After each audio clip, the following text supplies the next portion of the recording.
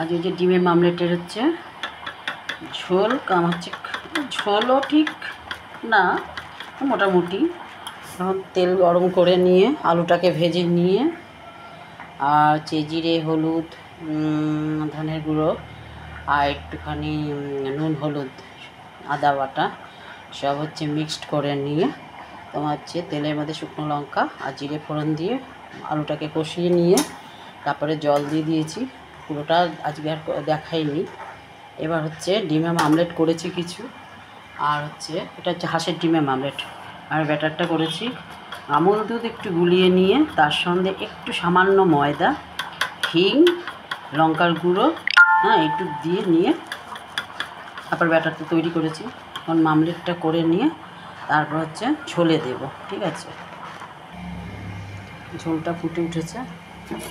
এবার হচ্ছে এর মধ্যে হচ্ছে জায়ফল, জয়িত্রী একটু গুঁড়ো দিয়েছি আর দারচিনি, লবঙ্গ দিয়েছি। ঠিক আছে, এবার হচ্ছে ডিমের মামলেট করে ভেজে রেখেছি, এটা হচ্ছে ঝোলের মধ্যে দেবো। অনেক সময় তোমার ডিমলেট গোটা ডিম তো করে খাওয়াই হয়, ওটা আজকে আর করলাম না। একটু চেঞ্জেরও প্রয়োজন থাকে, তাই না? আর এই মামলেটগুলো দেখো ছেড়ে দিলাম, ঝোলটা যে একটু টেনে যাবে তখন নামিয়ে ফেলবো গরম মশলা দিয়ে। ঠিক আছে, হিং দিয়েছি, তোমরা পেঁয়াজ রসুন খাও, আমরা হিং ইউজ করি বেশি। ঠিক আছে,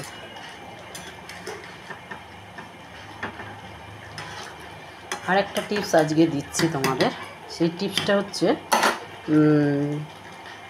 অনেক সময় দেখবে চায়ের লিকার খাও, খেতে খেতে না চায়ের সাদা কাপটা কেমন কালচে কালচে হয়ে যায় না, সেই তার থেকে ধরো রোজ রোজই তো আর তোমার সাবান দিয়ে সার্ফ দিয়ে ধোয়া হয় না, হয়ে ওঠে না অনেক সময়। মানে যে বলবে সে ভাববো যে সে গল্প করছে, কী মানে করবে। নুন তো সবারই থাকে, কাটা নুন হোক, যেই নুন হোক, নুনটাকে কী করবে কাপের মধ্যে নেবে, নিয়ে কাপটার মধ্যে নুন দিয়ে একটু ডলা দেবে, খালি জাস্ট ডলা দিয়ে তুমি হচ্ছে কাপটা ধুয়ে নেবে, দেখো ফকফকা পরিষ্কার চকচকা কাপ হয়ে যাচ্ছে।